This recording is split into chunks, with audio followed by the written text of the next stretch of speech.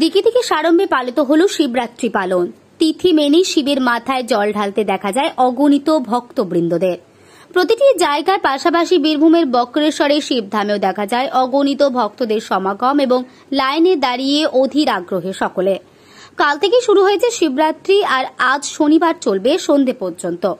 পুরোহিত থেকে শুরু করে ভক্তবৃন্দরা সকালেই একটাই কথা জানান, খুব সুষ্ঠুভাবে এবং সুন্দরভাবে পুজো দিয়ে তারা বেরিয়েছেন। এবং আমাদের প্রতিনিধিরা কথা বলেন মন্দিরের সেবায়িত বাবলু চক্রবর্তীর সাথে।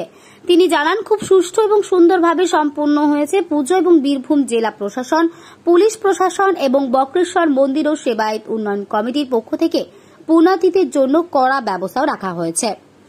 এদিন মন্দিরের সেবায়িত বাবলু চক্রবর্তী আর কি বললেন শুনে নেব।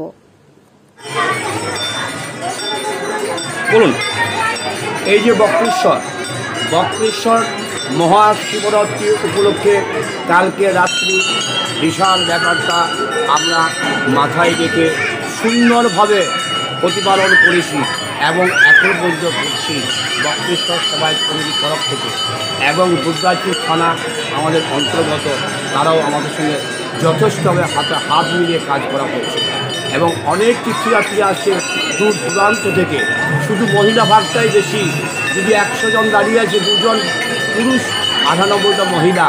এই যে মা বোনেদের আমরা সুবিধা দিতে পারছি, এর জন্য আমরা আপনাদের কাছ থেকে ক্ষমা প্রার্থী চেয়ে নিচ্ছি যদি কোনো ভুল ভ্রান্তি হয়ে থাকে।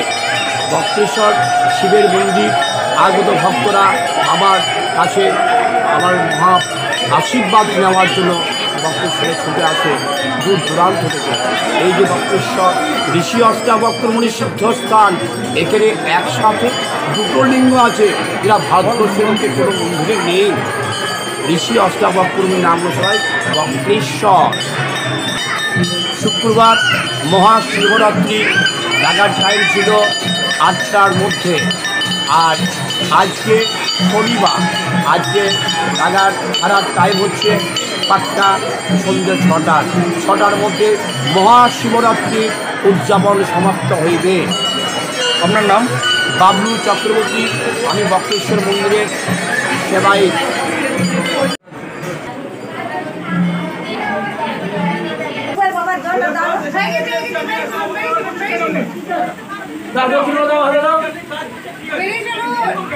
চল বাবু,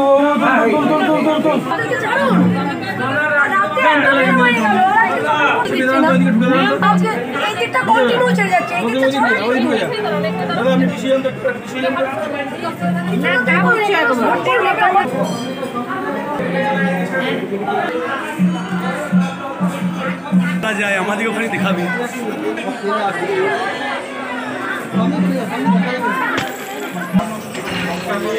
আমার জন্য কাল দেবে না।